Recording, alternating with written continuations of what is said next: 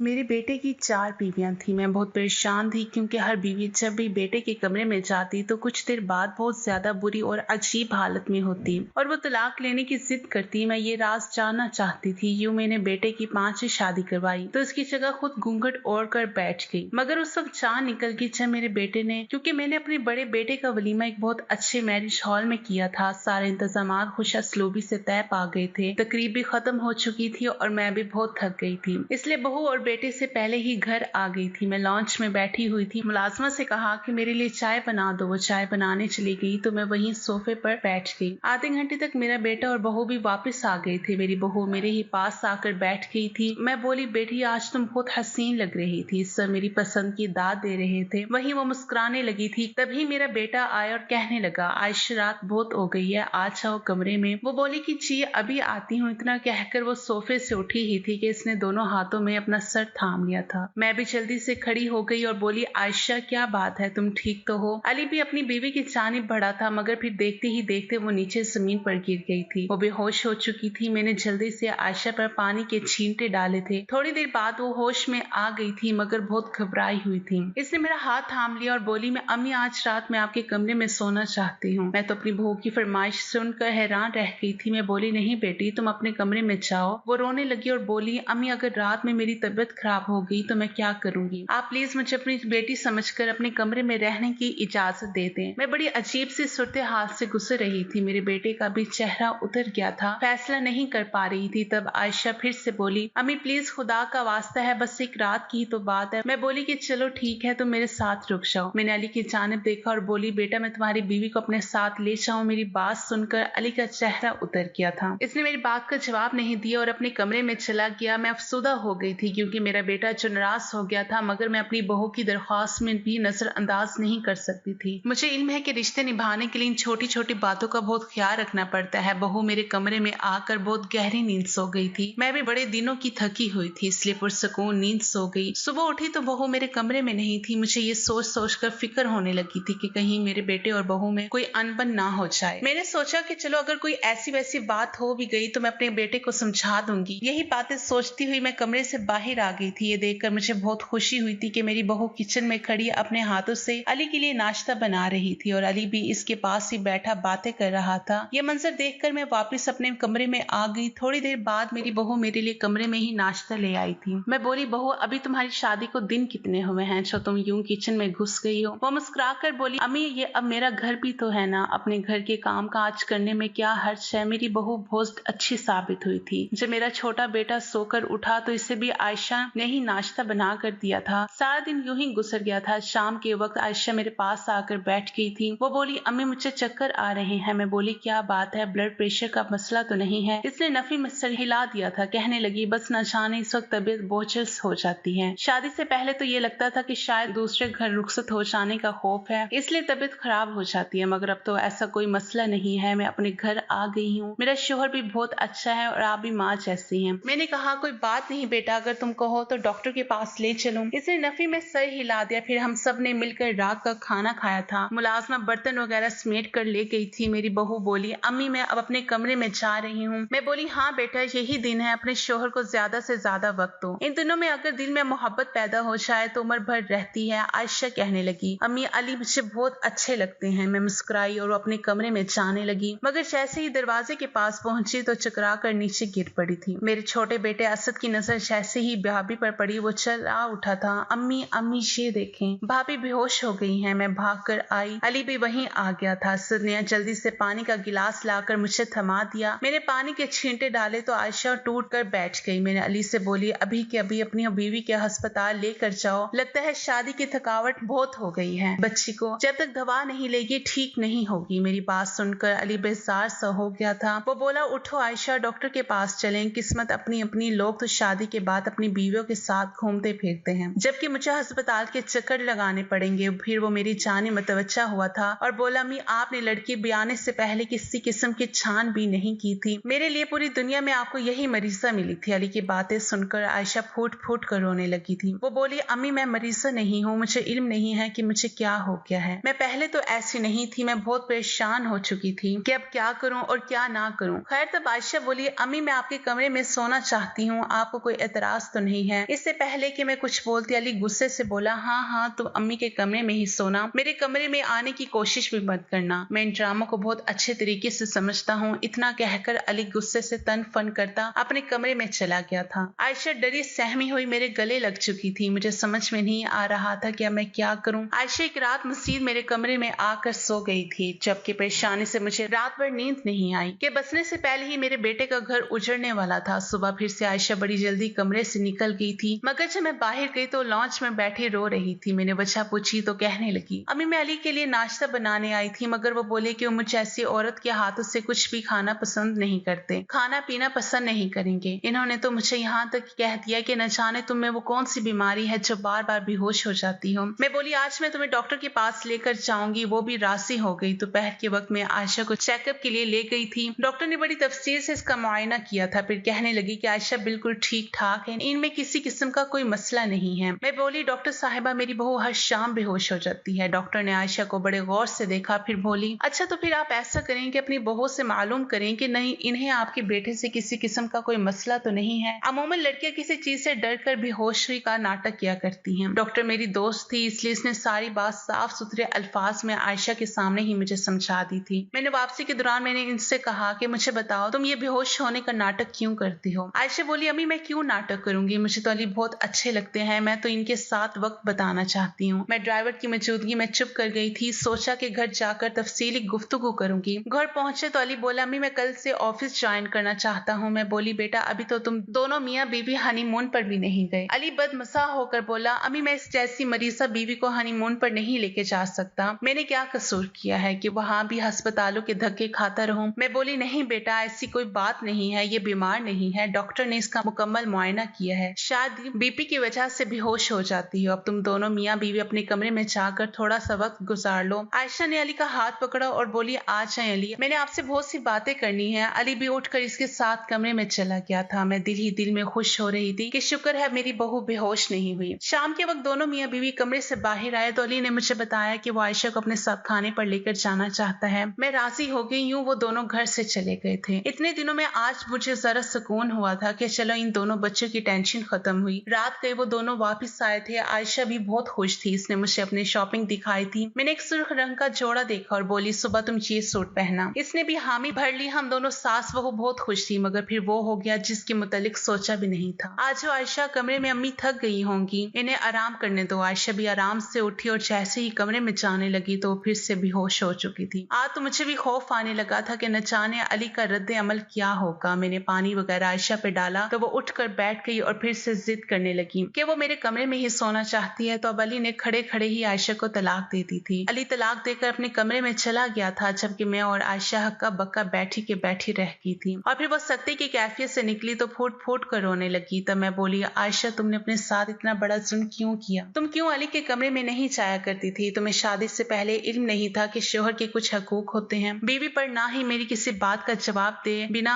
बस जोरों की तार रोती रही थी। रात यूं ही गुजर गई और फिर सुबह के वक्त आयशा अपने घर चली गई। मैंने अली को आड़े हाथ लिया था और बोली तुम मुझे ये बताओ कि तुम्हारी बीवी क्यों तुम्हारे कमरे में नहीं सोती थी? तुमने उससे ऐसी कोई बात कही थी क्या? अली बोला मैं अपना कसूर मुझ पर मत डालें, आपने मेरे लिए बीवी ही अच्छी नहीं छोड़ी थी। मैं अब दूसरी शादी अपनी मर्जी से और अपनी पसंद से करूंगा और आपको मेरे मामलात में दखल अंदाजी की भी इजाजत नहीं होगी। मैं अली की बातें सुनकर चुप कर गई थी। अब मुझे मामला कुछ कुछ समझ में आने लगा था। दरअसल मैंने जब आयशा का रिश्ता अली के लिए मांगा था तब इससे इजाजत नहीं ली थी। मैं एक दिन लड़की देखने गई तो उस दिन अंगूठी पहना आई थी। घर आकर जब अली को बताया तो वह हक्का बक्का रह गया था। तब उसने नाराजगी का इजहार किया था। कहने लगा अम्मी आपने मेरी जिंदगी का इतना बड़ा फैसला मुझसे पूछे बगैर कैसे कर दिया? मैं कोई दूध पीता बच्चा तो नहीं होना जो आपने मेरी राय को इस कदर गैर अहम समझा। मैंने अली से मासरत की थी, मगर मैं फिर वो शादी के लिए राजी हो गया था। अब जब मैं आज सोचने बैठी थी तो मुझे ऐसा लगा था कि शायद अली किसी और लड़की को पसंद करता था। इसने अपनी मर्जी से दूसरी शादी करने के लिए ढोंग रचाया था। न जाने वो अपनी बीवी से ऐसा क्या कहता था कि वो कमरे में जाने से पहले ही बेहोश हो जाती थी और फिर शादी के महाज से एक हफ्ते के अंदर अंदर आयशा को तलाक भी देती थी। आयशा तो बहुत ही अच्छी लगी थी। वो अक्सर मुझे कहा करती थी कि मुझे अली से मोहब्बत हो गई है, शायद सारा कसूर अली का ही था। ये बातें सोच सोच कर मेरा दिमाग फटने वाला हो गया था। काश मैंने इतनी जल्दबाजी ना दिखाई होती। आयशा को अंगूठी पहना कर ना आती तो इस बेचारी की जिंदगी तो तबाह होने से बच जाती। मैंने सोच लिया था कि मैं अली की शादी के फैसले में कुछ नहीं बोलूंगी। अली ने अपने लिए लड़की ढूंढने में जो फुर्ती दिखाई थी वो इससे कबल किसी काम में नहीं दिखाई थी। इसने मुझे बताया कि मैं फिलहाल लड़की से शादी करना चाहता हूँ, आप मेरा रिश्ता मांग ले। मैंने अली की बात मान ली और इसकी बताई हुई लड़की का रिश्ता मांग लिया। अनम के वालिदैन ने मुझसे इतना भी नहीं पूछा था कि आखिर अली की पहली तलाक क्यों हुई थी। शायद लड़का लड़की सारे मामलात आपस में तय करके बैठे थे। अली ने मुझसे कहा कि वो शादी सादगी से करना चाहता है। मैंने इसकी बात भी मान ली थी और यूं एक दिन मेरी बहू बनकर अनम